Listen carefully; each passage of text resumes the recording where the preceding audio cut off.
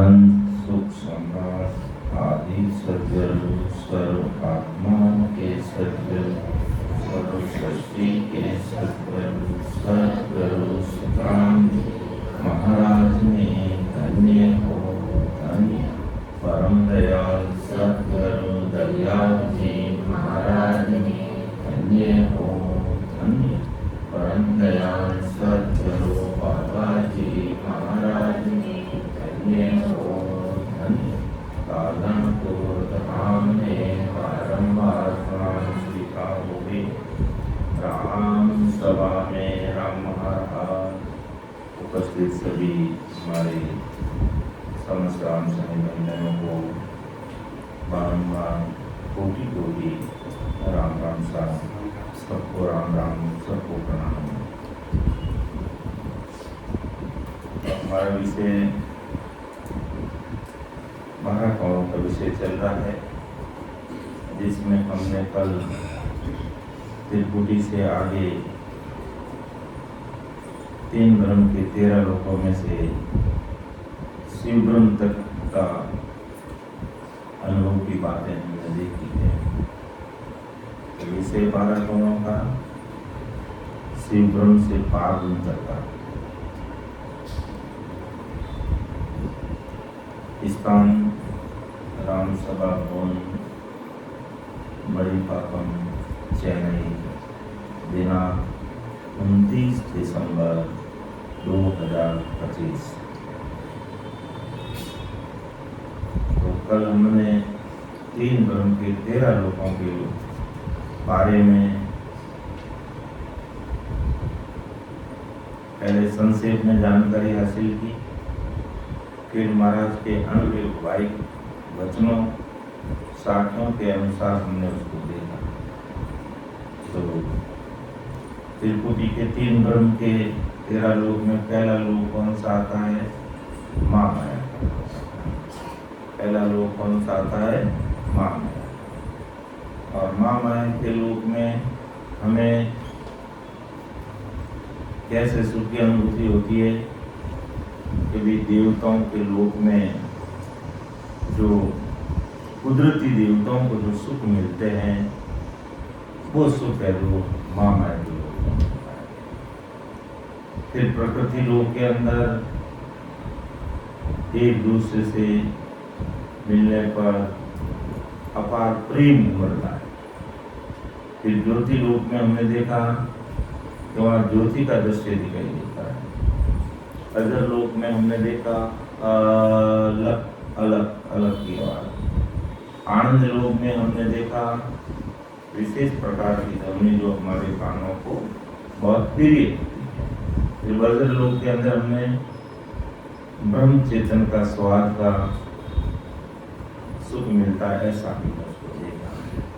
अर्थात संसार में संसारी भाई बहन संसारी क्रिया करने पर उनको सुख मिलते हैं, लेकिन कहते हैं वज्र लोक में वो सुख उनको कुदरती मिलता है। इकर लोक में नहीं टूटने वाली समाधि रहती है, निरंजन में तेजी तेज, निराकार के देश में करोड़ों सूर्य जैसा प्रकाश, और हमारा नवतक लिंग शरीर है वो घर जाता है।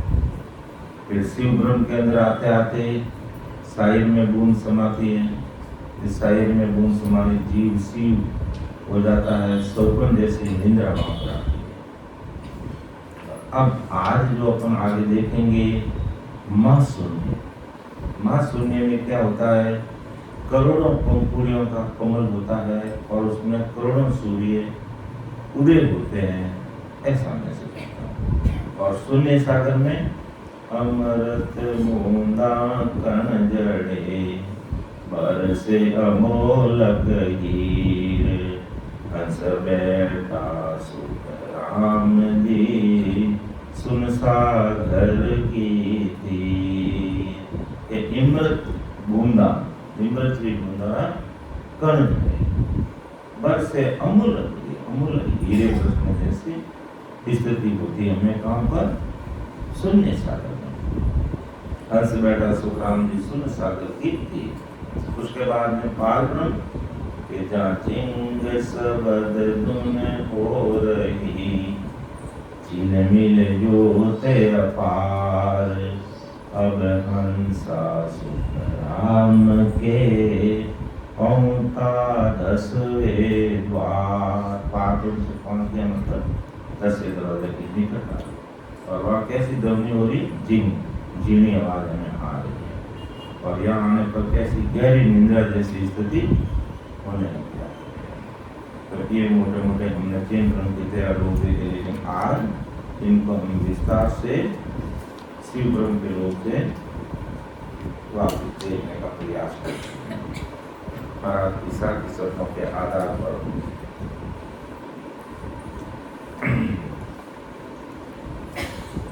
ज्यों सिख शाखा सतगुरु की महिमा, यूं पूजे त्रिकोटि की नामा, 3 लोक काढ़े सुख त्यागे, तेरे लोक त्रिकोटि आगे, तेरा लोक वर्ण क्यों सारा, सुन सुन बीच धाम है न्यारा, त्रिकुटी में 5 सुख पावे, मैं माई देवत सुख आवे। महाराज कुमार के 13 लोग वर्ण पहुंच सका।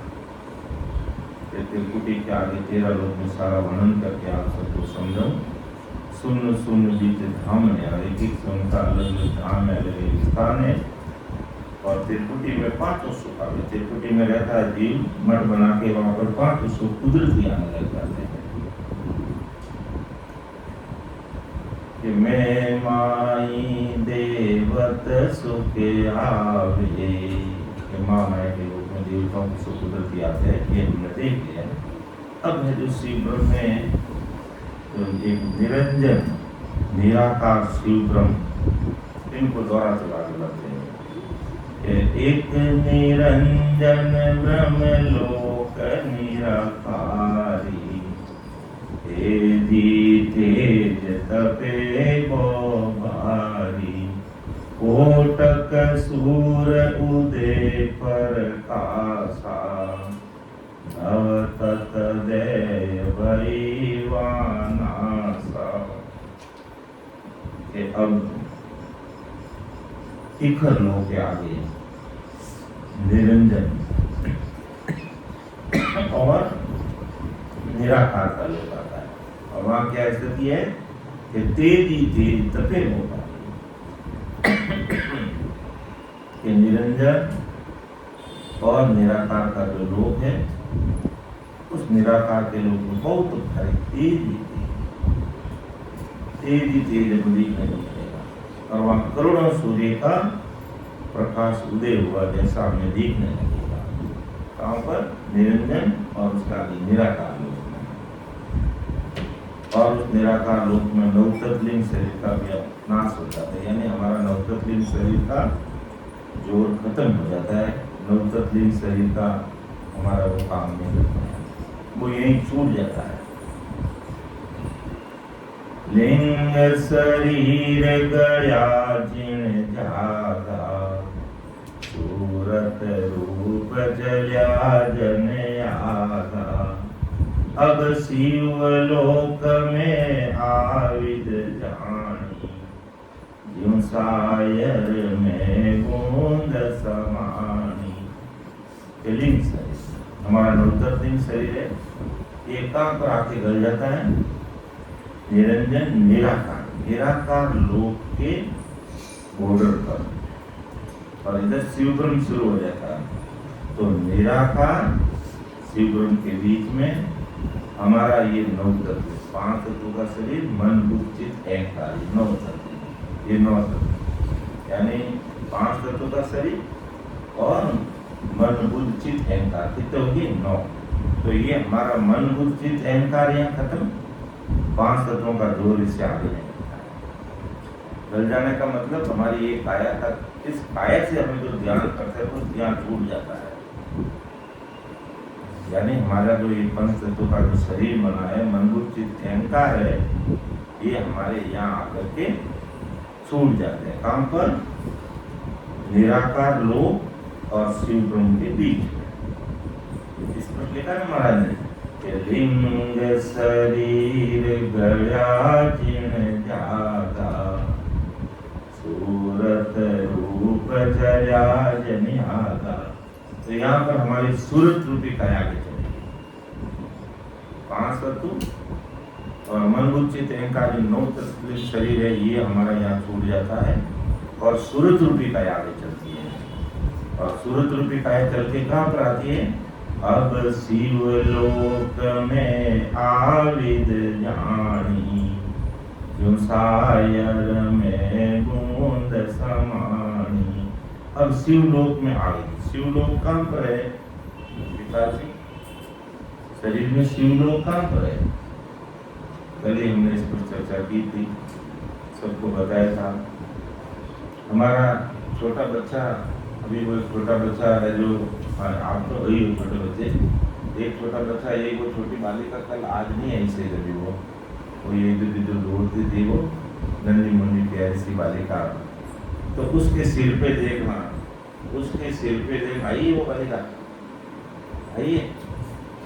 हाँ, तो उसका जो अपना सिर का बीच का जो ताड़वा है, ताड़वा, ये जो ताड़वा है तुम्हारे भी यहाँ खड्डा होगा मोटा, देखो मैं साहब पहले मन साहब उतारना पड़ेगा बस शायद अटकट उधर ला रखा बुद्धि में कटा आजकल अटका बीच में खड्डा है ना, सटे बता सेंटर में तुम इधर आओ उधर से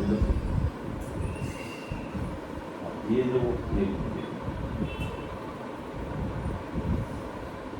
इनका जो ताड़वा जो है ना बीच सेंटर वाला,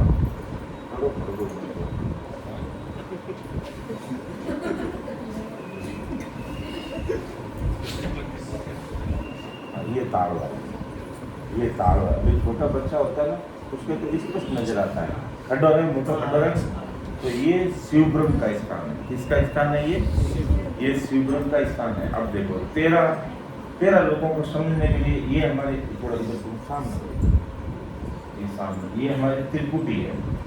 और त्रिपुटी से ये अगर अपने हाथ से नापेंगे ना, ऐसे 4 अंगुल करो, तो हर अंगुल इनका अपने अंगुल से नापेंगे। इनका छोटा माथा तो सब छोटे अंगुली है। तो पहला ये हो गया माँ माया का लोग, उधर देखो रोटी निकालना बता मामा को खान दे। तो ये पहला माँ माया का लोग बराबर अंगुली चिपक जाए, आगे बाजू मत कर। ये माँ माया का लोग, ये प्रगति लोग, ये ज्योति लोग और ये अजर लोग। तो अजर लोग आया, फिर यहाँ से 4 अंगुल आगे रखो, फिर ज्योति लोग के अजर लोग के बाद में फिर आनंद लोग, फिर ये वज्र लोग, ये इखर लोग, ये निरंजन लोग, 8 हो गए। और नंबर ये इधर शिव ब्रह्म आ रहा है, खड्डा बराबर आ रहा है शिव ब्रह्म। और फिर यहाँ से अपन 4 लोग आगे लेंगे, तो शिव ब्रह्म का लोग, फिर माँ शून्य, शून्य सागर और पार ब्रह्म। और ये पार ब्रह्म, यानी ये हमारी जो चोटी है 13 लोग पार ब्रह्म यहाँ आएगा, एक अंगुल आगे। तो ये 3 ब्रह्म के 13 लोक है। 3 ब्रह्म के 13 लोक में जो ये हमारा बीच का जो खड्डा है, ये शिव ब्रह्म का लोक है। ये किसका है? शिव ब्रह्म का। तो महाराज यहाँ बात करते हैं कि लिंग शरीर गया जिन जागा, सूरत रूप चल्या जन आगा। अब शिवलोक में आविद जानी, जो सायर में बूंद समानी। अब निरंजन निराकार शिव ब्रह्म का ये अपना खड्डा है, इधर निरंजन निराकार लोक है। निराकार और शिव ब्रह्म के बॉर्डर पर हमारा जो ये 9 तत्व शरीर गल जाता है, यानी 9 तत्व का मतलब 5 तत्व का हमारा शरीर, 5 तत्व का शरीर। और मन बुद्धि चित्त अहंकार ये हमारा यहाँ आकर के थक जाता है। ये शरीर हमारा क्या शिव लिंग शरीर गड़िया जन जागा सूरत रूप चलिया जना। अब यहाँ से हमारा शरीर का जोर नहीं चलेगा, यहाँ से हमारी सूरत रूपी काया आगे चलेगी। और सूरत रूपी काया कहाँ आगे चलेगी वो भी महाराज जी अभी बताएंगे।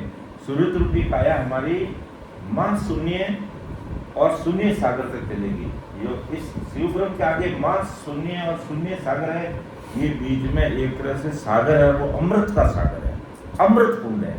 और उसमें से जब हमारी सूरत रूपी काया आगे निकलेगी तो सूरत रूपी काया आगे निकलेगी तो वो उस अमृत के गुण से वो दिव्य काया बन जाएगी। तो सूरत रूपी काया भी यहाँ तक गई, वो दिव्य काया बनेगी। और वो दिव्य काया माँ शून्य से आगे जो हमारा पार ब्रह्म का लोक है, वो छोटी बारी आएगी, पार ब्रह्म के लोक में वो प्रवेश करेगा। और पार ब्रह्म के लोक में प्रवेश करने के बाद में हमारी सूरत रूपी काया भी खत्म, नवतलिंग शरीर खत्म और दिव्य काया उसमें प्रवेश होती है। तो हमारे ये जो आंखों से देखने का, कानों से सुनने का, मुख से बोलने का, ये सारे विषय खत्म हो जाते हैं। मनोबुद्धित अहंकार सारे खत्म हो जाते हैं, केवल हमारा निर्मल चलता है और नयनचरी आगे पारब्रह्म सतलोक में जाते हैं। तो पारब्रह्म सतलोक में जाने के बाद में हमें और दूसरी कोई चीज दिखाई देती नहीं, ना किससे हमारा शरीर का जोर चलता है, वहाँ केवल नयनचर निज नाम की सताई काम करती है। और पारब्रह्म अभी हमारी जो चोटी है, ये चोटी के पास में भी एक छोटा खड्डा ही है। ये चोटी के बाद शरीर के माथे पर दो खड्डे हैं, एक तो ये शिवब्रह्म वाला, शिवब्रह्म ब्रह्मरंध्र कहते हैं जिसको, यानी दो ब्रह्मरंध्र, एक तो ये और एक छोटा सा खड्डा सबके, आप अच्छी तरह से देख लेना, छोटा सा खड्डा सबके यहाँ पर, यही 10वां द्वार है। तो अब पारब्रह्म सतलोक में आने के बाद फिर हमारा धीरे धीरे मुख सिमरण भी कम हो जाता है और गहरी निद्रा की स्थिति बनने लग जाती है। और यह आते आते अपन गहरी निद्रा में आएंगे, एकदम झटका लगेगा, एकदम ही झटका लगेगा। अपन को लगेगा कि झटका लगा है, मेरी नींद जगी है, नींद आ गई है। क्या वास्तव में हमें वो नींद की स्थिति नहीं, वो गहरी निद्रा की स्थिति कहते हैं। वो झटका लगा, वो झटका किससे लगता है कि 10वें दरवाजे से पहले जो सिद्ध शिला है उसको फोड़ने के लिए, तोड़ने के लिए कुदरती नेत्र की सतह से ऐसी स्थिति बनती है। और फिर वो 10वें दरवाजे को खोल करके इससे बाहर जो हमारी चोटी है, जब इसके एक चोटी के छोटा सा फटा यहाँ पर ये छोटा खड्डा है, सबके आप सबके अपने माथे पे हाथ लगा के देख लो, छोटा सा खड्डा मिलेगा जहाँ हमारी चोटी रहती है, वो 10वां दरवाजा। और उस 10वें दरवाजे को खोल के परे होंगे तो फिर वहां पर हमें अखंड, अब जैसे अभी हम पारब्रह्म सतलोक में जाएंगे, तो पारब्रह्म सतलोक में जाते ही हमें ध्वनि सुनाई देगी, जीनी, जिंग ध्वनि, जिंग कहते हैं जीनी, यानी थोड़ी थोड़ी हमें ध्वनि सुनाई देने लग जाएगी। और वो ध्वनि है किसकी? अमरलोक की है। लेकिन वो 10वें दरवाजे के बाहर की अमरलोक की ध्वनि आ रही है, लेकिन बीच में वो हिलाड़ी होने के कारण हमें थोड़ी थोड़ी झीणी सुनाई देती है। और वो झीणी पूरी कब सुनाई देगी? जब इस हिलाड़ी को खोल के हम 10वें दरवाजे से पार हो जाएंगे तो स्पष्ट वो ध्वनि आएगी और उसमें राम निरंकार में हम मस्त हो जाएंगे। सदा समाधि जिसे कहते हैं, उसके अंदर मस्त हो जाएंगे, आनंद ही आनंद आएगा उसमें। फिर हमें होठ कंठ सुखराम के गढ़ चलिया बंद हो गई, फिर ये होठ कंठ हमारे बंद हो जाएंगे। तो ऐसी स्थिति बनाने के लिए हमें 2-2 घंटे, 4-4 घंटे, 3-3 घंटे बैठ करके सिमरण करना। अभी इतना अपन बैठ करके 2 घंटे 3 घंटे जो सिमरण कर रहे, तो करने का कारण ही यही है, क्योंकि अपना आप को खोना पड़ेगा, अपना आप को इसमें लगना पड़ेगा। केवल सत्संग सुनने मात्र से काम नहीं होगा, सत्संग सुन करके महाराज के शब्दों को हृदय में उतार करके उसी अनुसार अपन भजन करेंगे, तब हमारा ये 10वां दरवाजा यहाँ से खुलेगा और हम अमरलोक की अनुभूतियाँ हमें आने लगेगी। और अमरलोक की अनुभूति आने लगेगी तो हमारे शरीर में भी विशेष प्रकार के परिवर्तन आने लग जाएंगे। जो ध्यान समाधि में महाराज ने अंतिम जो साखी है 297 से 213 तक की साखियों में स्पष्ट महाराज ने बताया उसका, तो धीरे धीरे वो स्थिति हमारी बन जाएगी। और तो वापिस देखते कि लिंग शरीर गया जिन झागा, सूरत रूप जया जन आगा। यानी निराकार और शिव ब्रह्म के बीच में हमारा ये नवतत्लिंग शरीर गड़ जाता है। यानी इस शरीर का जोर फिर आगे चलता नहीं है और इससे आगे फिर हमारी सूरत रूपी काया चलती है। और अब उससे आगे हम किस में आए? निरंजन निराकार से आगे आए कि अब शिव लोक में आविद जानी, क्यों सायर में बूंद समानी। अब शिव लोक निरंजन निराकार से आगे शिव ब्रह्म आए, जैसे सागर में पानी की बूंद मिल जाती है उस तरह हंस शिव ब्रह्म में मिल जाता है। यानी एक में एक हो जाता है, एक में एक की स्थिति बन जाती है। जीव और शिव एक हो जाता है। कहां पर आने पर? शिव ब्रह्म के लोक में आने पर। जो हमारा तालवा है यही मोटा मोटा शिव लोक है और इसमें आते आते जीव और शिव एक हो जाते हैं। फिर महाराज इसके बारे में और लिखा है कि जीव शिव एक होई जावे, नींद सुको पत ज्यों सुख आवे, सायब अंशा खेल पसारे, जलम धरे जहाँ सुख दुख लारे। कि शिव ब्रह्म में जीव और शिव एक हो जाते हैं और जीव को वहां सुसुप्ति की नींद समान सुख आता है, सपने जैसा। सपने में हमें सुख कैसा आता है? कोई सपने में कोई चीज मिल जाती है और हम कितने सुखी होते हैं, जैसे आँख खुली और कुछ नहीं, आगे पीछे कुछ नहीं, वैसे के वैसे। परंतु जब मालिक की सृष्टि रचना की इच्छा होती है तब वो जीव माया में आकर फिर से जन्म ले लेता है। साहिब अंशिया खेल पसारे, साहिब अंशिया खेल पसारे। कि राम जी की इच्छा होती है वो खेल पसारते हैं, रचना करते हैं और शिव ब्रह्म के अंदर जो जीव है वो वापिस संसार में है। क्योंकि चाहे चिंतानंद ब्रह्म में है, चाहे शिव ब्रह्म में है, चाहे पार ब्रह्म में है, यहाँ तक जीव वापिस जन्म में आ जाता है। तो शिव ब्रह्म में जीव है तो वो राम जी जब सृष्टि की रचना करते हैं वो जन्म दाता है, वापिस जन्म लेता है। जन्म दरे जहाँ सुख दुख लारे, वो जन्म दरता उसके सुख और दुख उसके लारे लगे रहते हैं। जैसे हमने वापिस अब जन्म लिया, संसार में आए तो हम सुखों की भी अनुभूति करते हैं और कभी दुख आता तो दुख भी अनुभूति करते हैं।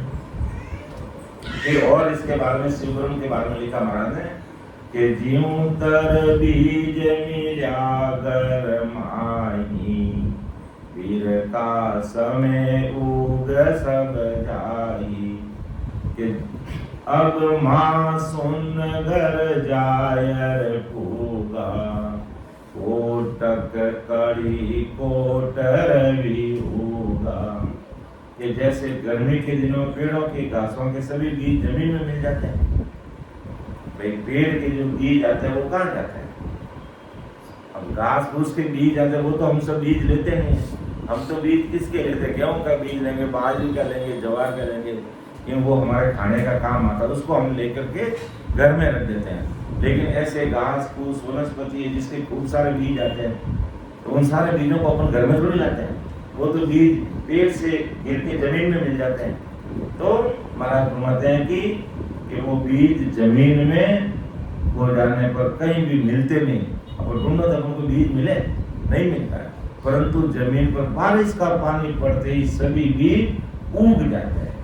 तो इसी प्रकार जो जीव शिव ब्रह्म में जाकर के मिल गया और वापिस सृष्टि रचना होती है, जितने भी जीव वहां होते हैं वो सब वापिस जन्म मरण में आ जाते हैं। जैसे घास फूस के बीज जमीन में गिर जाते हैं, हमें ढूंढते हैं तो मिलता नहीं है, लेकिन बरसात होते ही वो उग जाते हैं।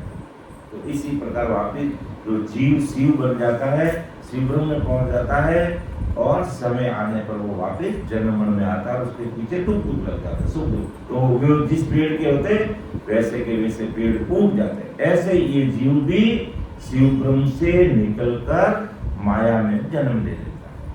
तो परम दयाल अनंत सुख सम्राट आदि सदगुरु सुखराम जी महाराज फरमाते हैं कि अब मैं शिव ब्रह्म के आगे माँ सुनी में जाकर पहुंचा।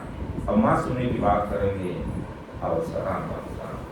કે અબ માસૂન ઘર જાયર પૂગા ओट कड़ी रवि उगा कि अब मैं कहाँ पर पूगा? माँ सुनी पे जाकर पूगा। कहाँ पूग गया? माँ सुनी पर। और माँ सुनी पे पूगने पर कैसी स्थिति मालूम पड़ती है कि वहाँ करोड़ों पंखुड़ियों के कमल में करोड़ों सूर्य उदित हुए, ऐसा लगता है। यानी करोड़ों पंखुड़ियों में करोड़ों पंखुड़ियां हैं कमल की, और एक एक पंखुड़ी में करोड़ों सूर्य उग गए, करोड़ों सूर्य उदित हो गए, ऐसा अनुभव आता है। कहां पर आता है?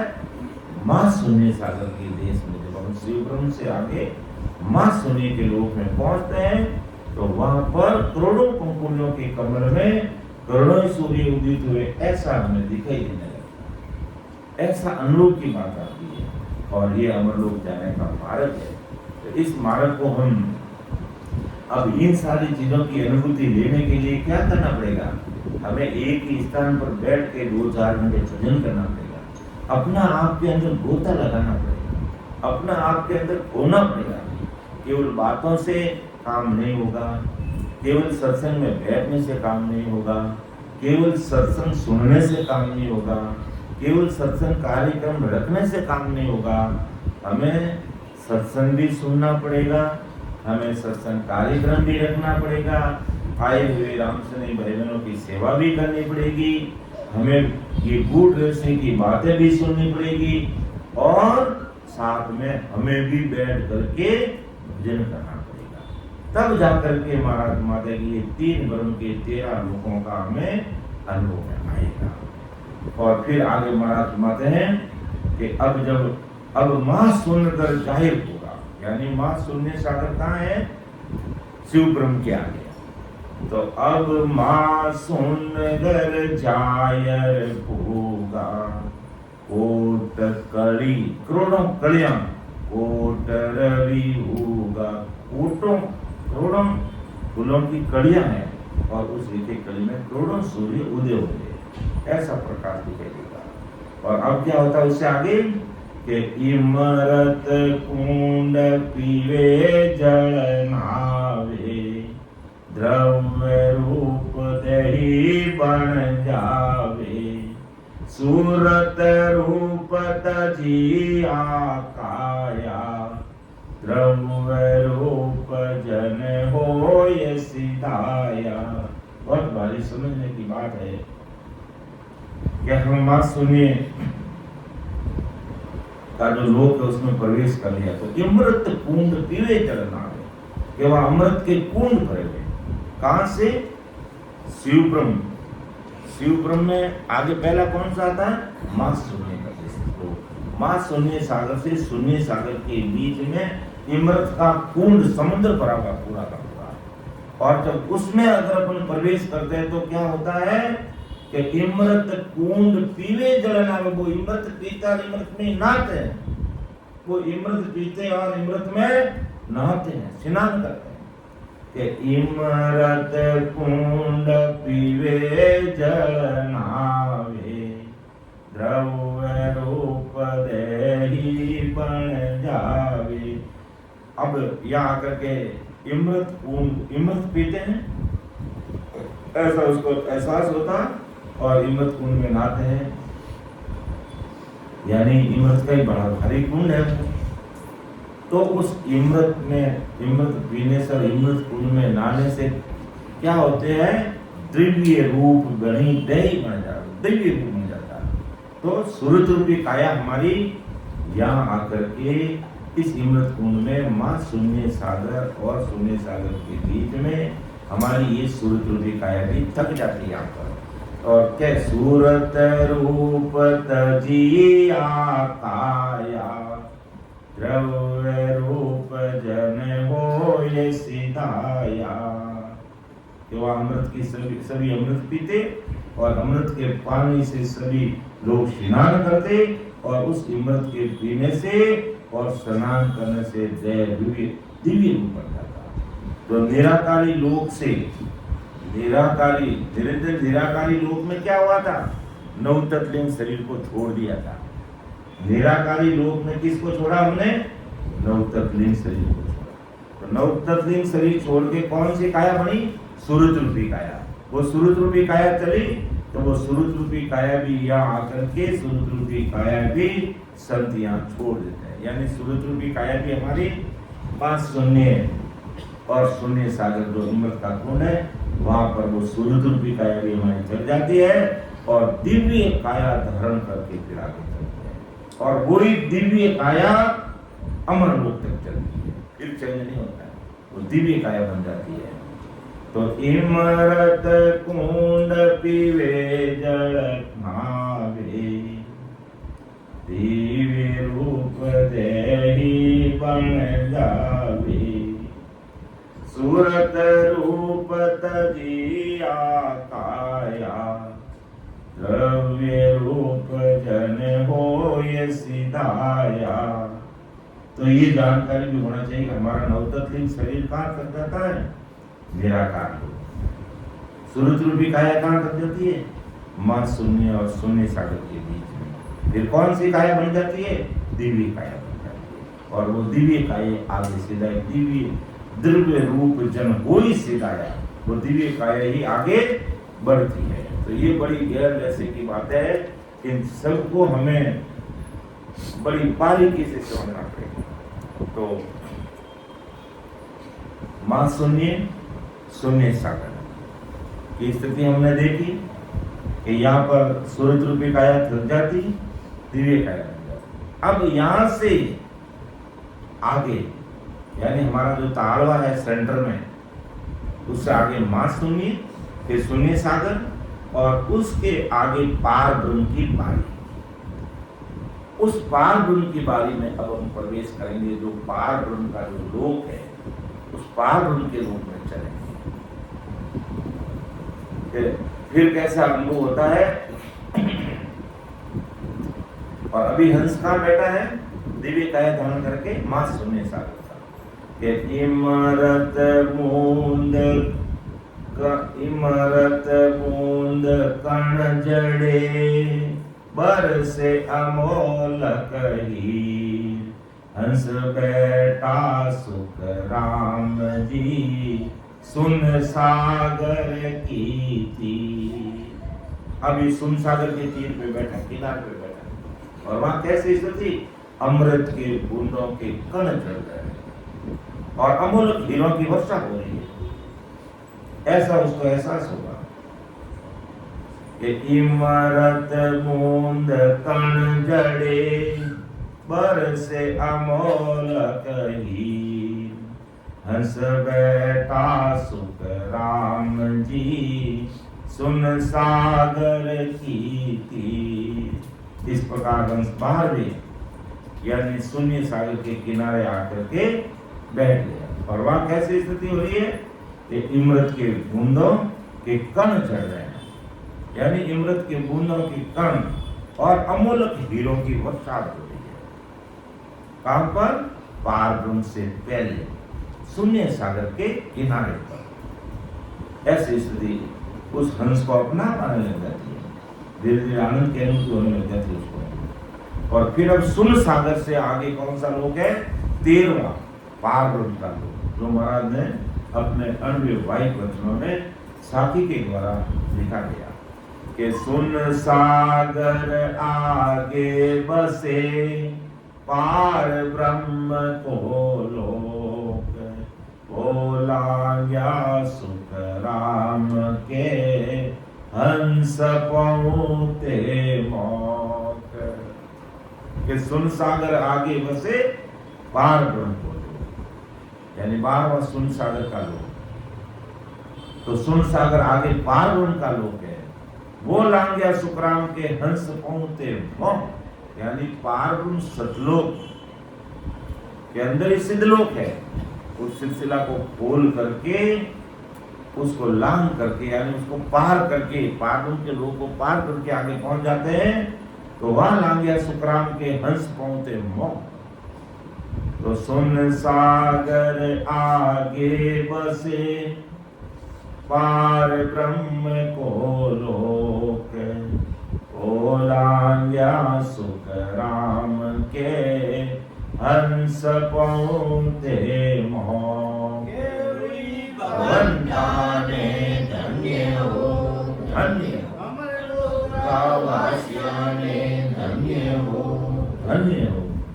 तो बड़ी ध्यान से, विषय बहुत गहरा है, कई भाई बहनों के समझ में नहीं आ रहा, ऊपर से निकल रहा है, लेकिन फिर भी इस विषय को हमें समझना बहुत जरूरी है, क्योंकि अमर लोक जाने का मार्ग यही है।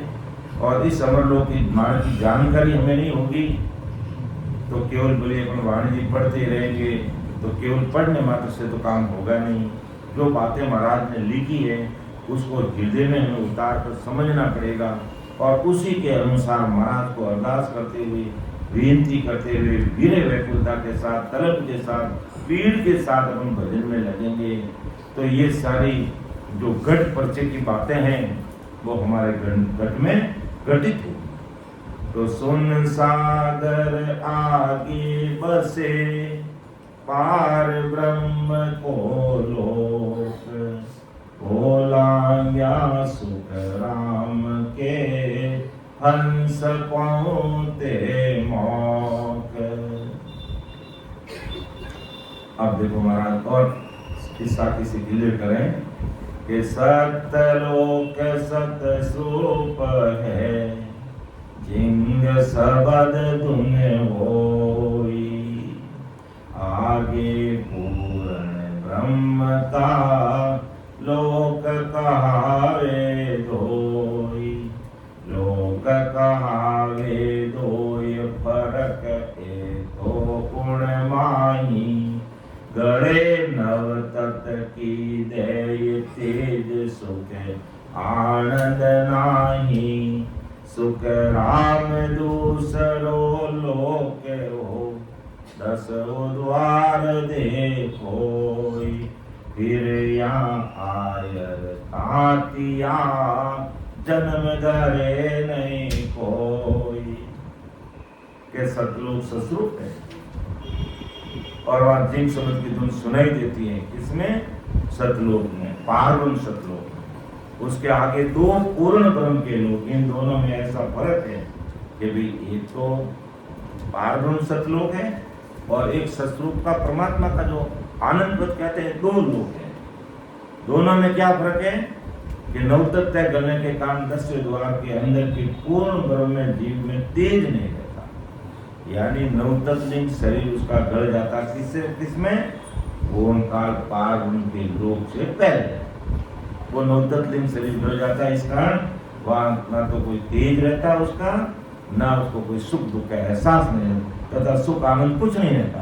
और 10वें द्वार खुलने से दूसरा पूर्ण ब्रह्म का लोक, यानी सतलोक ससुरूप सतलोक परमात्मा का आनंद पद 10वां द्वार खुलने के बाद का, और एक 10वां द्वार खुलने का पहले का। पहला कौन सा है? ओंकार पार ब्रह्म सतलोक, 10वें दरवाजे से पहले ओंकार पार ब्रह्म सतलोक, और एक सतस्वरूप का सतलोक 10वें दरवाजे के बाहर का। दोनों में फर्क क्या है कि ओंकार पार ब्रह्म सतलोक में जीव रहता है, नवतत्व शरीर गल जाता है, इस कारण उसके शरीर में ना तो कोई तेज रहता, ना उसे कोई सुख आता, ना कोई आनंद आता, ना कोई दुख होता। और 10वें दरवाजे से परे हो जाता है, तब वो संसार में वापस जन्म में नहीं आता है। तो वो पूर्ण दूसरा पूर्ण ब्रह्म का लोक है, तब दिव्य शरीर मिलता है, और उस देह में अनंत तेज रहता है। यानी अमर लोक के ससुरूप के लोक में जब उस साहिब के देश में जब पहुंच जाता है, तो वो दिव्य कायरत में खूब सारा तेज रहता है, अनंत सुख जीव को मिलते हैं। और वो 10वां द्वारा जाके परे पहुंचा हुआ अंश फिर से माँ के पेट में कभी नहीं आता, यानी माया में कभी जन्म धारण नहीं करता। अर्थात एक बार साथी को वापिस समझते हैं कि सतलोक सत स्वरूप है, जिंग सबद धुन होई, आगे पूर्ण ब्रह्म का लोक कहावे धोई, लोक कहावे धोई, फरक ए तो गुण माही, गड़े नव तत की दय तेज सुख आनंद नाही, सुख राम दूसरो लोक हो, दस द्वार देखोई, फिर या आयर तातिया, जन्म धरे नहीं कोई। ये पहला तो लोक कौन सा? कौन काल पारम सत्लोकम, जिसमें जिंक शब्द की धुन होती है, यानी वो जिंक शब्द की ध्वनि किसमें होती है? कौन काल पारम के, तो वो कौन काल पारम सत्लोक। तो आगे पूर्ण ब्रह्म का लोक कहा है, यानी दो लोक कौन कौन से होंगे?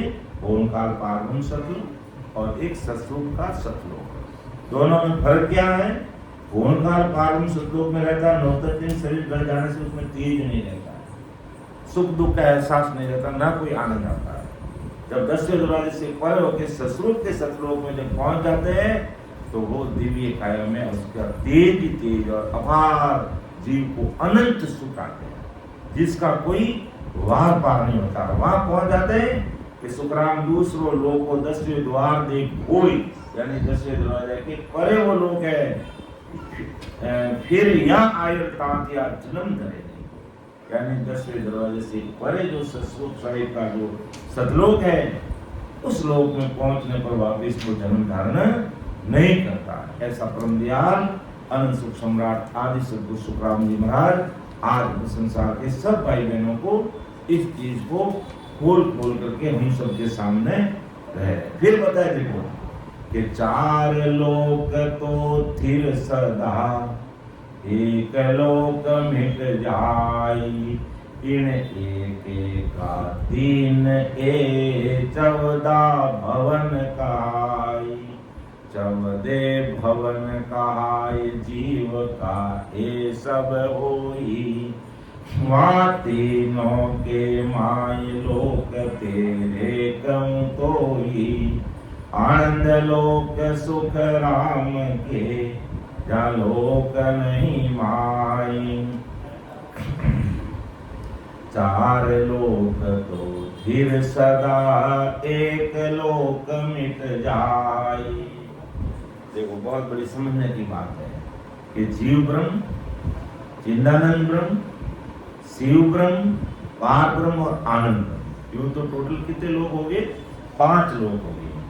जीव ब्रह्म का लोक, चिदानंद ब्रह्म का लोक, शिव ब्रह्म लोक, पार ब्रह्म का लोक और ससुर परमात्मा के आनंद, टोटल 5 लोग हो गए। तो महाराज फरमाते हैं 4 लोग तो थिर सदा एक लोक मिट जाए।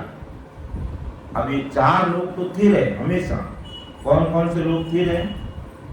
चिदानंद ब्रह्म हमेशा स्थायी रहता है, शिव ब्रह्म का लोक हमेशा स्थायी रहता है, पार ब्रह्म का लोक हमेशा स्थायी रहता है, ससुर परमात्मा का लोक हमेशा स्थायी रहता है।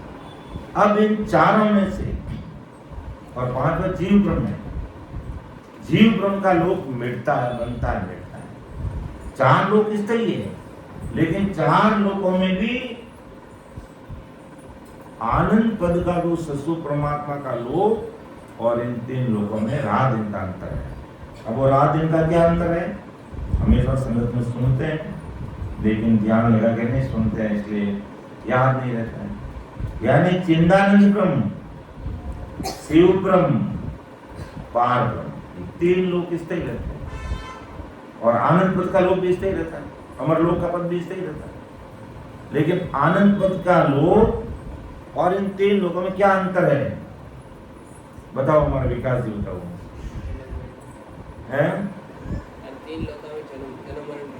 हाँ, लोग जाओ तो जन्म मरण। शाबाश, बहुत बढ़िया, बिल्कुल इन्होंने सही बताया। यानी चिदानंद ब्रह्म तक कोई पहुंच गया, लोक तो स्थायी है, चिदानंद का लोक नहीं मिटता है, शिव ब्रह्म का लोक नहीं मिटता है, पार ब्रह्म का लोक नहीं मिटता है, लेकिन उसमें पहुंचने वाले जीवों का आवागमन नहीं मिलता, आवागमन में आना पड़ता। अभी शिव ब्रह्म नहीं देखा हमने, वहां मिल गए तो वापिस आना पड़ेगा। चिदानंद ब्रह्म तक कोई पहुंचा तो जन्म में आना पड़ेगा, पूर्ण काल पार ब्रह्म तक पहुंचा तो भी जन्म में आना पड़ेगा। लेकिन 10वां दरवाजा खोल करके अमर लोक चले जाता, वो लोक भी स्थायी और वह पहुंचने वाले भी स्थायी। वो जन्म मरण में नहीं आते। शाबाश हमारे विकास जी को, शाबाश, धन्यवाद राष्ट्र, बहुत बढ़िया। तो ये अंतर हमें समझना है। और पांचवा जीव ब्रह्म का लोक है। जीव ब्रह्म के अंदर 3 लोक, 14 भवन, ये सब बनते रहते हैं, मिटते रहते हैं। और मोक्ष में जाने के लिए हमें भी कहाँ आना पड़ता है? जीव ब्रह्म के लोक में आना पड़ता है। जो हमारी काया जो मिलती है हमें जीव ब्रह्म के लोक में मिलती है। तो 5 प्रकार के लोग महाराज ने कहा कि जीव ब्रह्म, चिदानंद ब्रह्म, शिव ब्रह्म, पार ब्रह्म और आनंद ब्रह्म यानी अमर लोक। इन 5 लोकों में चिदानंद ब्रह्म, शिव ब्रह्म, पार ब्रह्म और आनंद ब्रह्म, ऐसे 4 लोग हमेशा स्थायी रहते हैं। ये लोक भी नहीं मिलते हैं, फिर निश्चल है। ये 4 लोक में जैसे स्तर है वैसे जीव ब्रह्म का लोक स्तर नहीं है। जीव ब्रह्म का लोक स्तर नहीं है 5वां। ये जीव ब्रह्म का लोक सदा मिटता रहता है। ये जीव ब्रह्म के 3 लोक, मर्त्युलोक, पातालोक, स्वर्गलोक, घोर, भंवर, स्वर, में, जन, तप, सत और तल, अतल, वितल, सुतल, सतातल, रसातल, महातल, ऐसे ये 14 भवन है, ये भी मिटते रहते हैं। इसी प्रकार चिदानंद ब्रह्म, शिव ब्रह्म, पार ब्रह्म, 3 लोकों, 3 ब्रह्म में 13 लोक है। महामाया, प्रकृति, ज्योति, अजर, आनंद, बजर, ईकर, निरंजन, निराकार, शिव ब्रह्मा, शून्य, शून्य सागर और पार ब्रह्म। तो परंतु आनंद लोक में जीव ब्रह्म के 3 लोक, 14 भवन और चिदानंद ब्रह्म, शिव ब्रह्म, पार ब्रह्म के 13 लोकों के समान न्यारे लोक नहीं है। यानी शिव ब्रह्म, चिदानंद ब्रह्म, पार ब्रह्म के अंदर जो जीव है वो जीव जन्म मरण में आएंगे। और आनंद ब्रह्म जो सतु परमात्मा का देश के लोक में है कि आनंद लोक सुखराम के, जहाँ लोक नहीं माए। आनंद लोक में कोई लोक नहीं है।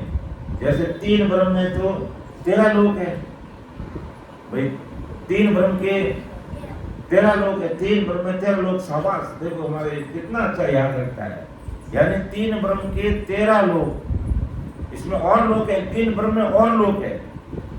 और जीव ब्रह्म के अंदर 3 लोक, मर्त्युलोक, पातालोक, स्वर्गलोक और 14 भवन, इसमें भी लोक है। तो ऐसा आनंद लोक में कोई और लोक नहीं है। आनंद लोक में एक ही लोक है, उसमें 3 ब्रह्म के 13 लोक नहीं है।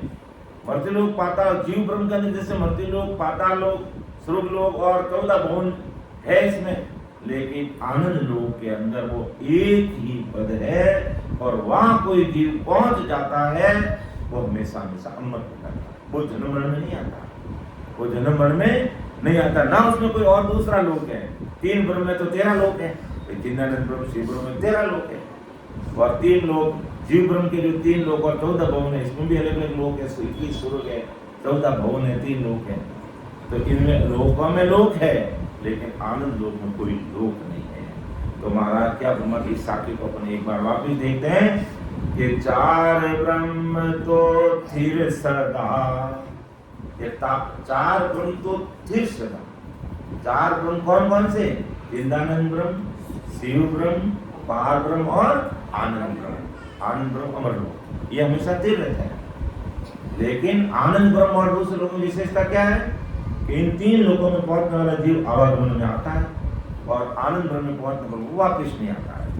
तो ये चीज हमें समझनी बहुत जरूरी है कि भाई संसार के भाई बहनों को क्या होता है, इतने गूढ़ रहस्य की बातें समझ में नहीं आती है और वो कहते हैं हम आनंद पार ब्रह्म में पहुंच गए, भून काल तक पहुंच गए, हमारा परम मोक्ष हो गया। जबकि वह मोक्ष है ही नहीं। महाराज ने कहा कि चिदानंद ब्रह्म तक पहुंचोगे, शिव ब्रह्म तक पहुंचोगे, पार ब्रह्म तक पहुंचोगे, तुम्हारा आवागमन नहीं मिटेगा, वापिस आना पड़ेगा। तो आनंद ब्रह्म में पहुंचोगे, आनंद ब्रह्म में पहुंचोगे तब तुम्हारा आवागमन मिटेगा। तो संसार के लोग पार ब्रह्म को मोक्ष कहने लगे। इस संसार की काम करने कर्म 3 लोगों की भक्ति करके ओम सोम का जाप जपा करके भून काल तक पहुंच कर हम कहाँ पहुंच गए? मोक्ष में पहुंच गए। तो महाराज का तुम इसी को मोक्ष कहते हो तो हमारा परम मोक्ष है। तुम अगर भून काल को मोक्ष कहते हो तो हमारा परम मोक्ष है। तो वह परम मोक्ष में नहीं पहुंचोगे तब तक तुम आवागमन में आते रहोगे। तो 4 लोक तो स्थिर सदा, एक लोक मिट जाई, इन एक एका तीन ए चौदे भवन कहाय, चौदे भवन कहाय जीव का ए सब होई, वा तीनों के माय लोक तेरे क्यों तोही, आनंद लोक सुख राम के जहाँ लोक नहीं माई, चार लोक तो धीर सदा एक लोक मिट जाई। तो इस प्रकार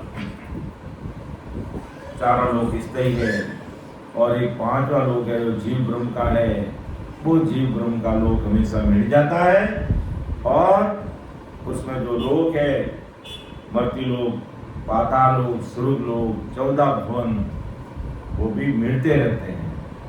लेकिन 4 लोक है जो चिदानंद ब्रह्म, शिव ब्रह्म, पार ब्रह्म और आनंद ब्रह्म, ये लोक स्थायी रहते हैं, ये लोक नहीं मिलते। लेकिन 3 ब्रह्म के अंदर चिदानंद ब्रह्म, शिव ब्रह्म और पार ब्रह्म में जो पहुंचते हैं साधना करके वो आवागम से मुक्ति नहीं पाते, और आनंद ब्रह्म में जो पहुंच जाते वो सदा अमर हो जाते हैं, अमर देश की प्राप्ति कर लेते, वो जन्म मरण से उनका छुटकारा मिल जाता है। तो इस प्रकार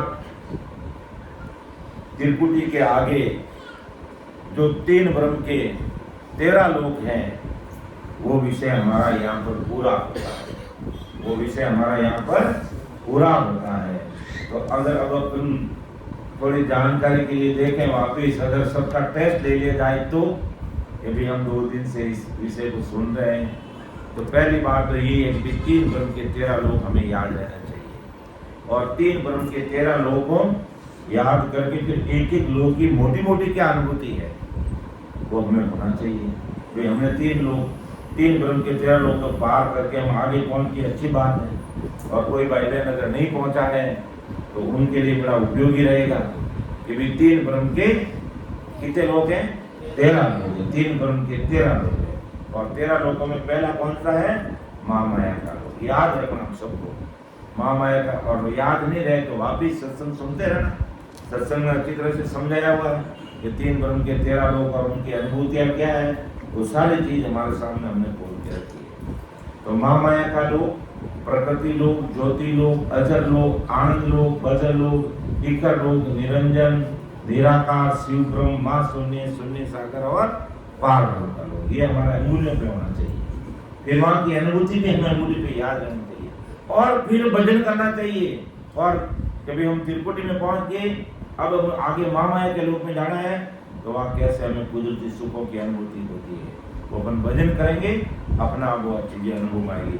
बिना भजन केवल ज्ञान सुन लेने से, या 3 ब्रह्म के 13 लोगों को याद कर लेने से, या 3 ब्रह्म के 13 लोगों की क्या क्या अनुभूतियां उनको याद कर लेने से काम नहीं बनेगा, प्रैक्टिकल करना पड़ेगा। भाई ये तो पहले हमने थ्योरी पढ़ी है, अभी हमने क्या पढ़ी है, थ्योरी है। अब थ्योरी पढ़ने के बाद में हमें प्रैक्टिकल करना पड़ेगा। थ्योरी तो हमने पढ़ ली, अब प्रैक्टिकल करो। विज्ञान का सिद्धांत क्या है, पहले नियम पढ़ो, उसके अनुसार उसको फॉलो, प्रैक्टिकल करो, प्रैक्टिकल करो। गणित का जैसे कोई समीकरण है तो समीकरण को याद करो, उसके अनुसार फिर उस प्रश्न को सॉल्व करो, हल करो। तो हमने क्या किया कि थ्योरी पढ़ ली, 3 ब्रह्म के 13 लोगों की थ्योरी हमने देख ली। अब इसको प्रैक्टिकल करने के लिए हमें क्या करना पड़ेगा, बैठ करके भजन करना पड़ेगा, और भजन के अलावा दूसरा कोई उपाय नहीं है, भजन के अलावा दूसरा कोई उपाय नहीं है। बार बार कहता है भी भोजन करेंगे तो भूख मिटेगी, तो भजन करेंगे तो 3 ब्रह्म के 13 लोगों का हमें अनुभव होगा, 3 ब्रह्म के 13 लोगों का हमें अनुभव होगा। तो हमें ये जानकारी रहनी चाहिए कि 3 ब्रह्म के 13 लोग हैं और एक एक लोग की ये अनुभूति है। तो ये तो 3 ब्रह्म के 13 लोग तो बिल्कुल क्लियर हो गए। अब अपन हमारा 12 कौनों का विषय करीब करीब पूरा हो रहा है, करीब करीब पूरा हो गया है। तो अब 12 कौनों का विषय भी हम एक बार वापस दोहरा लेते हैं कि भी पहला कौन कौन सा हमारा, कौन सा कौन है पहला, कंठ कमल। कौन सा कौन है हमारा, हाँ कंठ कमल। और कंठ कमल पर हम भजन करते हैं। हमने विषय लिया, आते ही हमने कंठ कमल से शुरू किया था। तो कंठ कमल पर अगर अपन भजन करते हैं तो यहाँ पर कैसी अनुभूति होती है, इस विषय को ले चुके हैं। और अब आप थोड़ा रिवीजन करें, थोड़ा टेस्ट ले रहे हैं वापिस, क्योंकि जानकारी होना बहुत जरूरी है। क्योंकि हमें भजन सिमरन करके अपना भी कार्य करना है और अपने संपर्क में, अपने सानिध्य में आने वाले भाई बहनों को भी हमें एक चीज बतानी है कि अभी हमें ये लाडू मिला है राम नाम का, आप भी लो लाडू। हमें राम नाम का लाडू मिला, आप भी लो। तो महाराज वो निन्यान रूपी लाडू लेकर के अमर लोक से मर्त लोक में आए। अमर लोक में तो अखंड सुख है, दुख नाम की कोई चीज नहीं। तो मर्तलोक में महाराज क्यों आए कीचड़ में? हमारे लिए आए कि संसार के सारे भाई बहनों का भला हो जाए, संसार के सारे भाई बहन अमर लोक के मां सुखा में जाकर के समा जाए, मां सुखा में जाकर के समा जाए। और हृदय भी लेकर चालू नहीं रहा हंसा अपने राम जना के दिन वहां पद को बनते रहे शिव सनका नहीं से। अभी इस पद को भी लेंगे अपन। तो जब कंठ पर, अब कंठ की अनुभूति लेनी है तो हमें क्या करना पड़ेगा? कम से कम महीने पर भजन करना पड़ेगा। एक ही स्थान पर मान लो कोई, जैसे मान लो मैं नया भाई बहन और मुझे आज तक कोई अनुभूति नहीं हुई है, तो कोई घबराने की जरूरत नहीं है। आप कंठ से शुरू कीजिए, कंठ पर ध्यान लगाइए और यहाँ पर एक महीना भर कम से कम भजन कीजिए। एक एक स्थान में भी आनंद लेना तो पूरा लेना है भाई, आनंद लेना तो पूरा लेना है। हम 5 स्टार होटल में चले गए, 5 स्टार होटल में चले गए 24 घंटे के लिए और हमने 5-10 हजार रुपये वहां दे दिए, तो फिर हम वहां कम क्यों रहेंगे भाई? फिर हम 10,000 का पूरा सदुपयोग करेंगे कि भाई रोकड़िया दिया तने रुपया दिया, अब इन्हीं चीज का तने रुपया दिया, तुम्हारा आ चीज ला, हमारा आ होना चाहिए, आ व्यवस्था होनी चाहिए, तो वो 5 स्टार के सुख हमें मिलेंगे, बराबर। तो इसी प्रकार 5 स्टार के सुख भी क्षणिक सुख है, कोई वो वास्तविक सुख नहीं है। लेकिन महाराज के मैं ऐसे तुम्हें 5 स्टार के, 7 स्टार के, 10 स्टार के ऐसे सुखों की मैं तुम्हें प्राप्ति करा दूंगा जो सुख कभी खत्म नहीं होता है। 5 स्टार में चले जाओगे तो क्या होगा?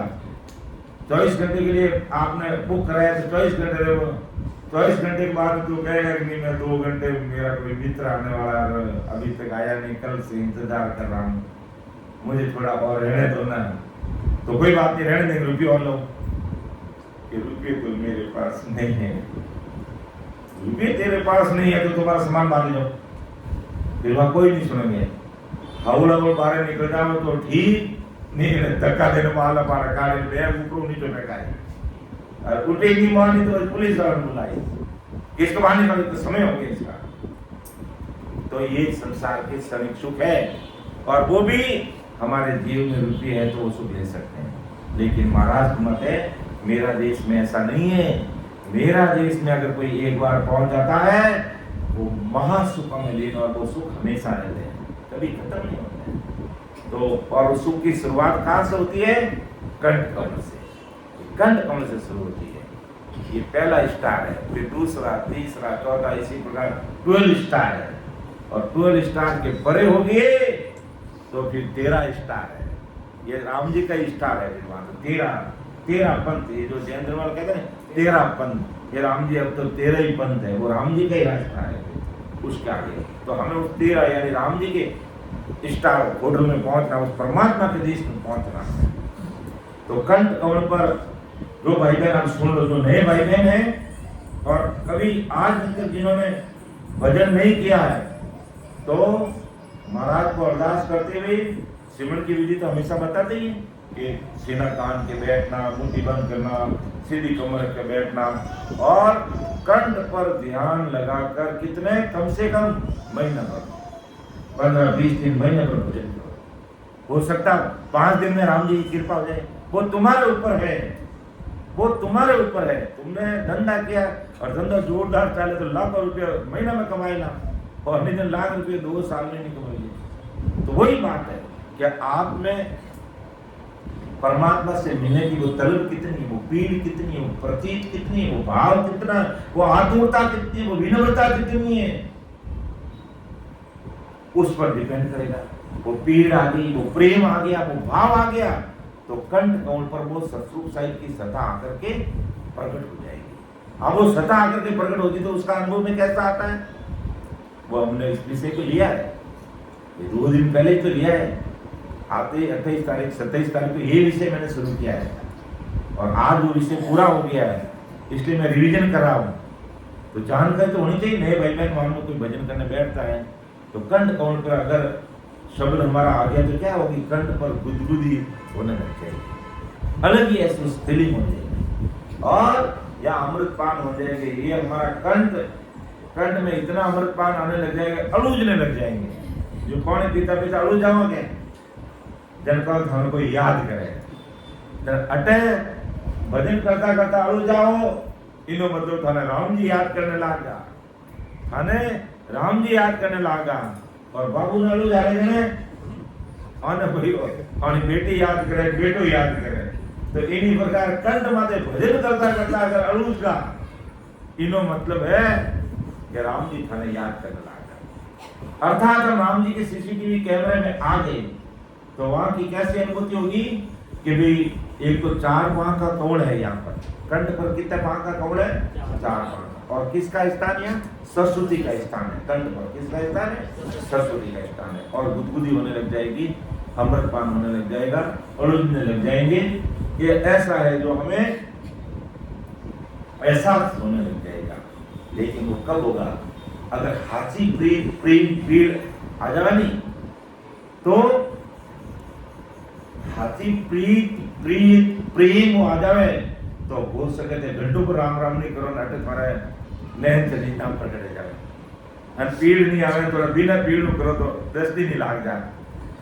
वो अपने हाथ में है, वो अपने हाथ में। तो वो प्रीति हमें आनी चाहिए राम जी से मिलने की, वो प्रीति हमें राम जी से मिलने के लिए आनी चाहिए। फिर हृदय कमल में आ गए तो 8 कमल का, हृदय में कितना पांव का कमल है, 8 पांव का कमल है। और हृदय में किसका स्थान है, शिव जी और पार्वती का स्थान है। और हमारा सांस और मन भी यहाँ हृदय से प्रकट होता है यहाँ पर। और हृदय में आने पर कैसी स्थिति होगी, अपार प्रेम, हमारा हिया हिलोड़ा देने लग जाएगा, हमारा हिया हिलोड़ा देने लग जाएगा और अपार प्रेम आएगा और भजन में खूब मन लगेगा, समय भी बढ़ जाएगा हमारा, ऐसा आनंद आने लग जाएगा जैसे हृदय में आती और हियो हर हर करने लग जाएगा। ऐसी स्थिति हृदय में बन जाएगी। फिर हृदय के बाद में ना भी नहीं, मध्य कौन, तो कंठ से 6 अंगुली के हृदय और हृदय से मध्य कान किसे कहते हैं, हमारी कुंपड़ी कहते हैं भाई। किन्हीं वो कहते हैं कि कुंपड़ी गड़बड़े थे कि आगे जो आंकड़ो लगाओ थी, हमारी मम्मी ने कहती आंकड़ो लगाओ थी, कुंपड़ी आंकड़ो क्यों लगावता और बूढ़े खा रही है, बूढ़े बेड़ वगैरह कुंपड़ी ने कोई आंकड़ो लगावता नहीं या कुंपड़ी चढ़ जा गड़ो की कहता। तो ये जो हमारी कुंपड़ी है ये मध्य सुन तीसरा कमल है। तो 4 से 8 और 8 से यहाँ कितने कमल हो गए, डबल 16, 4 से सीधा 8 से सीधा 16, तो 16 कमल का 16 कुंपड़ियों का कमल यहाँ। यानी अगर अपन दूसरे शब्दों में समझे तो 4 सूर्य जी तो 54 कंठ में रहे, 8 सूर्य जी तो 54 हृदय में रहे और 16 सूर्य जी तो 54 मध्य सुन में रहे। यानी आगे आनंद बढ़ता है, यानी भजन में उसको आनंद आने लग जाता है, यूं समझ सकते हैं। तो कंठ पर सरस्वती का स्थान है, गुदगुदी होने लग जाती है और अपन अड़ू जाते हैं, अमृत का इतना अमृतपान होने लग जाता है और हृदय में आते ही हमारा हिया भर जाता है, बड़ा प्रेम आने लग जाता है। और यहाँ पर शिव जी और पार्वती का स्थान भी है, मन और सांस का स्थान भी यही है और यहाँ पर अपार आनंद आने लग जाता है।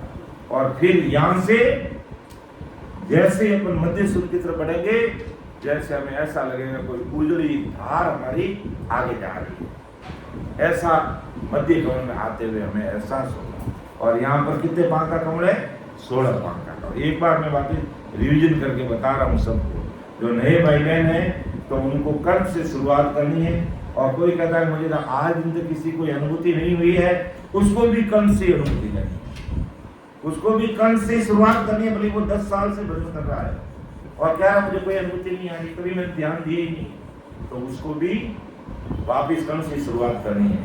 और बाकी भजन कर रहे हैं तो वो अपनी अनुभूति बता देंगे, वो अपनी अनुभूति बताएंगे कि भाई मैं इतने समय से भजन कर रहा हूँ कि मेरा ध्यान है जो कि भाई नाभि में लग रहा है, ब्रह्मा जी के स्थान में लग रहा है, गुदागार पाताल में लग रहा है, कि कोई रीढ़ में लग रहा है, पीठ के पीछे के रास्ते में लग रहा है, यहाँ लग रहा है, यहाँ लग रहा है, 3 ब्रह्म के 13 लोगों में लग रहा है, पहाड़ में लग रहा है, कहाँ लग रहा है। सारी चीज का खुलासा हमने कर लिया, थ्योरी हमने सबने पढ़ ली है, ये थ्योरी हमने सबने पढ़ ली है।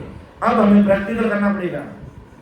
प्रैक्टिकल करके जब महाराज के अनुभवाहिक वचनों और साथियों से जब हमारा अंदर का मिलान हो जाएगा, हम बिल्कुल परफेक्ट रास्ते पे चल रहे हैं, हमारा ट्रैक एकदम सही है, हम सही ट्रैक पे चल रहे हैं, और नहीं तो हम गलत ट्रैक पे चल रहे हैं, हमें कोई अनुभूति नहीं हो रही है। भजन कर रहे हैं, ऐसे ही भजन कर रहे हैं बस। बाबू जी आएगा 2 घंटा बैठा दिया, हाँ मौल कड़ा फाटे पग दुखे भी हाँ मन करने बैठ कर बस पर मजबूत में बैठ गया, ढला जा राम राम राम राम राम राम कर दिया, सब कर दिया, सही करो मैं ही कर रहा हूँ। लेकिन अब प्रैक्टिकल एग्जाम हो रहा है, उस समय कह रहा है कुछ आ ही नहीं रहा। अरे तो 2-3 घंटे से राम राम राम राम रट रहे हो, और फिर क्यों नहीं हो रहा है? क्यों नहीं हो रहा है? क्योंकि हम अंदर में नहीं हो रहे हैं। हम बैठे यहाँ हैं, होठ हमारा यहाँ हिल रहा है, लेकिन ध्यान हमारा कहीं और जा रहा है, तो फिर काम नहीं बनेगा। प्रैक्टिकल करते हैं उसमें, भले ही अपन साइंस का प्रैक्टिकल करते हैं, तो प्रैक्टिकल करते समय हमारा ध्यान अगर उसमें नहीं रहेगा तो काम बनेगा ही। जैसे अभी तो साहित्य मेंढ चीरने वाला जो साइंस का वो पार्ट खत्म कर दिया, अब मेंढ को चीर के नहीं बताते हैं। तो पहले साइंस बायोलॉजी होता ना, उस प्रैक्टिकल करवाते थे, तो उस मेंढक को वास्तव में उसके 2 टुकड़े करके उसको वापिस जोड़ देते। अगर उसको सही मेंढक को अगर चीर करके सही नहीं करेंगे, बेचारा मेंढक तो मर जाएगा वो, तो प्रैक्टिकल तो सही करना पड़ेगा ना। तो इसी प्रकार जब हमने थोड़ी सारी समझ ली कि अभी 12 कवल है, 3 ब्रह्म के 13 लोक है, एक विषय पर हमने सुना है, समझा है कि कैसी कैसी अनुभूति आती है, तो अब वो अनुभूतियाँ प्रैक्टिकल भजन करोगे तभी हमें मिलेगी। तो इसी प्रकार मध्य सुन पे आए 16 पांच का कमल है, और यहाँ उजली धार आगे बढ़ती हुई हमें नजर आएगी, यही अनुभव यहाँ का। इसके बाद में जब अपन नाभि में आ गए, तो नाभि ने तो महाराज ने तो कहा कि नाभि में मैंने 12 वर्ष भजन किया, और नाभि में 16 से गुणा कितना हो गया? 32 पांच का नाभि में। और नाभि में किसका स्थान है? विष्णु भगवान और लक्ष्मी जी का स्थान है, और 32 पांच का कमल है। और यहाँ आते ही क्या अनुभूति होती है? रग रग रूप रूप में राम राम होने लग जाता, पूरा शरीर में कंपायमान होने लग जाता, और अपार आनंद आने लग जाता। ऐसा लगा कि हमारी नाड़ी नाड़ी रूप रूप में राम राम हो रहा है।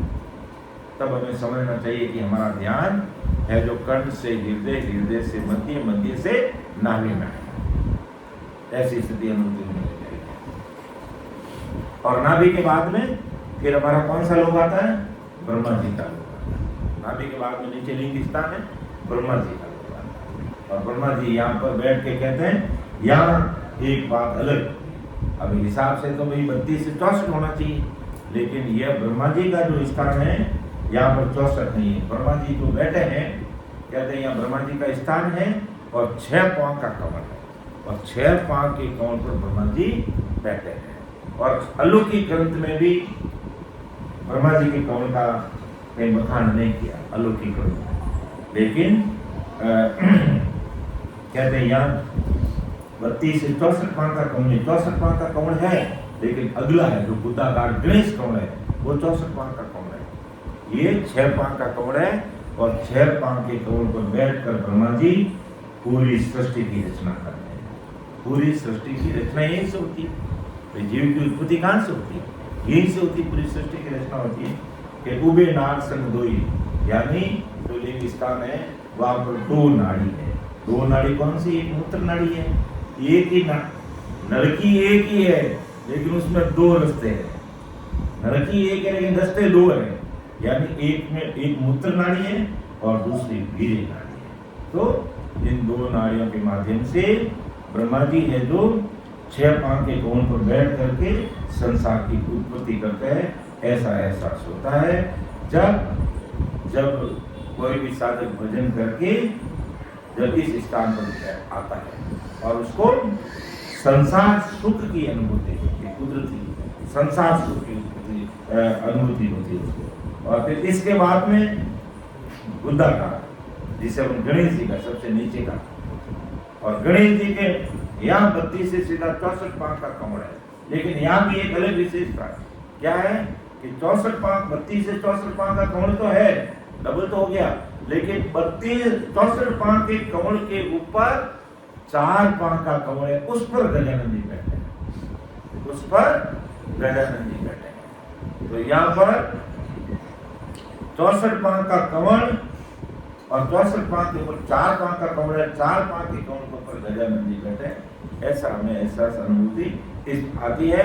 और गणपति का ये स्थान है, ये 64 पांव के और 4 पांव के कमल पर गजानन जी नीचे बैठे हैं। और अपन वो बोलते हैं ना, ये बोली तुम सुनता हो कमल जाना, ये 64 पांव 4 के ऊपर गणपत करे निवास, 64 पांव 4 के ऊपर गणपत करे निवास, तो वो गजानन जी के स्थान। फिर बंकनाल में पीछे का रास्ता है, और बंकनाल का में एहसास कहाँ होता है, आपने देखा जहाँ हम धोती की किनारी पहनते ना, बस धोती पहनते और किनारी यहाँ रहती है कमर, तो यहाँ पीछे से हमारी रीढ़ की हड्डी पर हमें से बंकनाल कमल का एहसास अनुभव होता है। और उसके बाद मेरुदंड पर आए, 21 सुरंग पार करके, फिर बंकनाल से 21 सुरंग पार किए, और एक जैसे हमने देखा कि भी जैसे खड़ी लकड़ी में कैसे बेच पार, इतना असहनीय दर्द होता है, यानी रीढ़ की हड्डी में असहनीय दर्द होने लग जाता है जब हम बंकनाल के कमल से मेरुदंड की तरफ ऊपर चढ़ते हैं,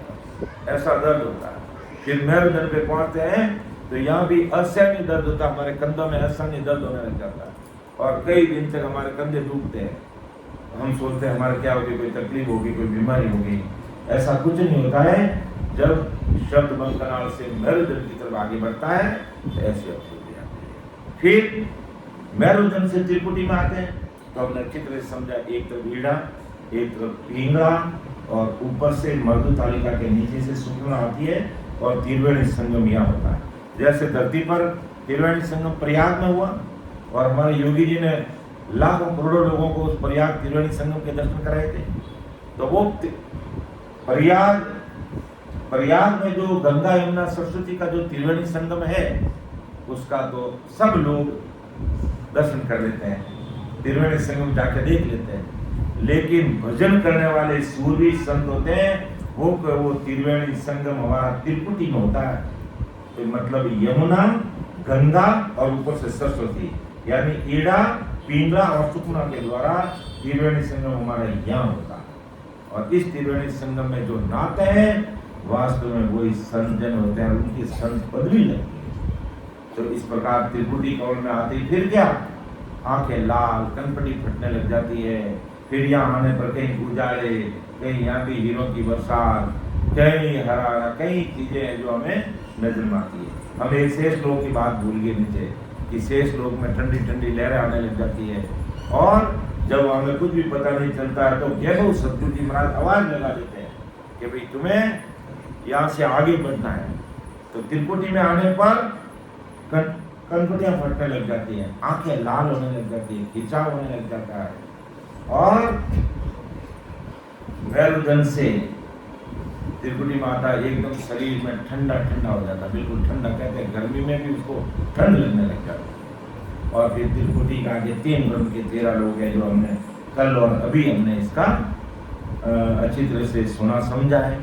तो अब थ्योरी तो हमारा थ्योरी का पार्ट हमारा पूरा हो गया है, अब हमारा थ्योरी का पार्ट पूरा हो गया है, और अब हम सबको प्रैक्टिकल करना है। और कल सवेरे 3 घंटे का जो हमारा सेशन रहेगा उसमें सबका प्रैक्टिकल होगा। प्रैक्टिकल एग्जाम आप सबका कल होगा, या 3 घंटे तक भजन करोगे और फिर अपनी अनुभूति बताएंगे कि हमें 3 ब्रह्म के 13 लोकों में हमारा ध्यान है, या कल से लेकर के त्रिपुटी तक में हमारा ध्यान कहाँ लग रहा है, वो अपन भजन करके महाराज को अरदास करके अपना आप में हो करके हम उस चीज को पकड़ने का प्रयास करेंगे। और आज तक मान लो कभी किसी ने कुछ अनुभव हुआ ही नहीं है, तो भाई कंठ पर ध्यान लगा करके जोरा भजन करेंगे। हो सकता है एक दिन भजन में कृपा हो जाए, हो सकता है 4 दिन, 5 दिन, 10 दिन, महीने भर लग जाता है। तो लगेगा, लेकिन अगर कोई कहता है नहीं मैं तो प्रैक्टिकल एग्जाम जितने भी आज दिन तक प्रैक्टिकल एग्जाम दिया मैं तो सब में फेल हो गया, तो फेल हो गया तो कोई बात नहीं, सुविधा होती है वापस दे दो, प्रैक्टिकल वापस दो, तो कल से प्रैक्टिकल वापस शुरू करो। लेकिन शुरू करना पड़ेगा और इस विषय को सुनना समझना ही पड़ेगा, और उसके अनुसार प्रैक्टिकल किए बिना अर्थात प्रेम प्रीत से बैठ के भजन किए बिना काम होने वाला नहीं है। भाई हम हमेशा सत्संग सुनते हैं, सत्संग में भी बैठते हैं, सत्संग की व्यवस्था भी करते हैं, इतना आने वाले रामचंद्र सेवा भी करते हैं, खूब सारा काम करते हैं अपन। ऐसा नहीं गुरु कार्य में हाथ भी बटा रहे हैं, लेकिन प्रैक्टिकल में फेल हो जाते हैं। तो प्रैक्टिकल में नंबर भी हमारे 100 में से 100 आना चाहिए। भाई 50-60 नंबर आता है तो संसार में पास कर देते, लेकिन यहाँ गुरु महाराज के प्रैक्टिकल में तो 101% नंबर आना चाहिए। 100 में से 100 नंबर, 100% नंबर आएंगे तभी हम सतलोक में पहुंचेंगे। 100% नंबर आना चाहिए। तो उसके लिए अपन कल से भजन करेंगे, और उसके बाद में हो सका तो कल हम 1 घंटे की सत्संग नहीं लेके 1 घंटे का प्रैक्टिकल लेंगे। 3 घंटे हम सभी बैठ के भजन करेंगे, उसके बाद में प्रैक्टिकल लेंगे कि भाई जो चंदू जी आप प्रैक्टिकल आपका शुरू हो गया, 3 घंटे आपका समय रहेगा प्रैक्टिकल का, आप अच्छी तरह से भजन करो, मन लगा के दुनिया को भूल जाओ, फोन को एक तरफ दो, गुरु महाराज को अरदास कर दे, परम दयाल अनंत सुख सम्राट आदि सदगुरु सर्व आत्माओं के सदगुरु सर्व सत्य के सदगुरु सुखराम जी महाराज आप कृपा करने सहाय कर दो। आज आपकी भक्ति में मेरा प्रैक्टिकल एग्जाम होने जा रहा है, आप उसे मुझे पास कर देना, यानी मुझे वो प्रैक्टिकल मुझे जहाँ मेरा ध्यान लगता है उस अनुभूति को मुझे पकड़ा देना। जो अनुभूति आपने अपने अन्य भाई बच्चों में कही है वो अनुभूति मुझे आ जाए, ऐसी आप मेरे पर कृपा करना। हो सके एक दिन के प्रैक्टिकल में पास हो जाए, नहीं तो 2 दिन करेंगे, 4 दिन करेंगे, 10 दिन करेंगे, बाद में बता देना। प्रैक्टिकल का नंबर तो बाद में दे देंगे, यहाँ चले जाएंगे तो ये कहते हैं तो भजन करके बताना जल्दी उठ के कि भाई मैंने कल प्रैक्टिकल दिया लेकिन कोई प्रैक्टिकल मेरे नंबर नहीं आए, मुझे कोई अनुभूति नहीं। और भजन कर, और नहीं हुआ और भजन कर, और कर, 4 दिन कर, 5 दिन कर, 10 दिन कर, आखिर तो हो गई होगा। राम जी को दया आएगी, लेकिन प्रैक्टिकल एग्जाम में ये मनीषा नहीं बैठती है, या ये विकास प्रैक्टिकल में नहीं बैठता है, तो ये नंबर कैसे आएंगे? अर्थात भजन में। और जैसे ही प्रैक्टिकल के लिए मनीषा जी बैठा है तो 2-3 दिन से लगातार बहुत अच्छा भजन कर रहे हैं। इतना पहले भजन ही किया, अच्छे से भजन कर रहे हैं, खूब सारे भाई बहन अच्छे से भजन कर रहे हैं। तो प्रैक्टिकल एग्जाम में हमें बैठना पड़ेगा। फिर प्रैक्टिकल एग्जाम भी नहीं देंगे तो बाहर से एग्जामिनर आएगा, वो नंबर क्या देगा? फिर मुझे कहा नंबर दो, मैं नंबर कहाँ से दूंगा?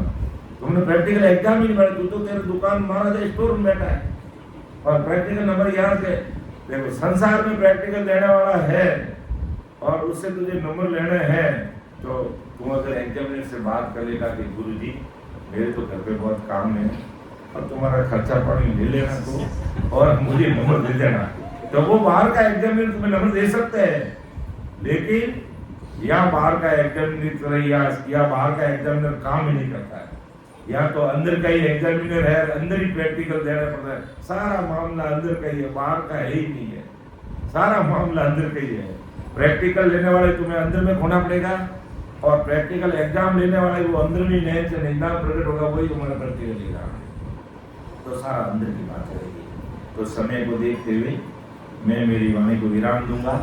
तो हमने 12 करोड़ के विषय को अच्छी तरह से देखा, 3 दिन के 13 लोगों को अच्छी तरह से हमने देखा, सुना, समझा, और अब हम प्रैक्टिकल देने के लिए कमर कसेंगे, यानी रात और दिन सिमरन करते हुए महाराज ने जो बातें लिखी है उसको अपन सब अनुभव करते हुए एक दूसरे को शेयर करेंगे, बताएंगे। मान लो कोई नया भाई बहन है और कंठ से शुरुआत करता है तो कंठ में उसकी कैसी अनुभूति होती है वो बताएगा, एक दूसरे से बात करेंगे तो हमारा मिलान होगा, गुरु ज्ञान से हमारा मिलान होगा, तो हमारा विश्वास बढ़ेगा, कॉन्फिडेंस आएगा, और हम अमर लोक के मार्ग की तरफ आगे बढ़ेंगे। तो सुन जो मैं निर्दोष हूँ, बात बात हो, तुम्हें हर बोल में हारे हो, क्या जानेगा को। परम दयाल अनंत सुख सम्राट आदि सद सर्व आत्माओं के सत्यम सरस्वती के सद्गुरु सुखराम जी महाराज धन्य हो धन्य। राम सभा में राम महाराज उपस्थित हमारे समस्त राम सैनिक भाइयों को मेरा बारंबार कोटि कोटि राम राम साथ प्रणाम। सबको राम राम, सबको प्रणाम।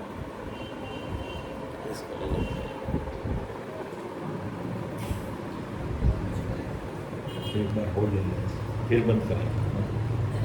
फिर अब एक सामूहिक खाते से अच्छी तरह सब आ जाए, क्योंकि सब लोग प्रैक्टिकल एग्जाम में काले कोई कहते नहीं, मैं तो थोड़ी क्लास में बैठा ही नहीं था, तो सबकी फोटो रहनी चाहिए।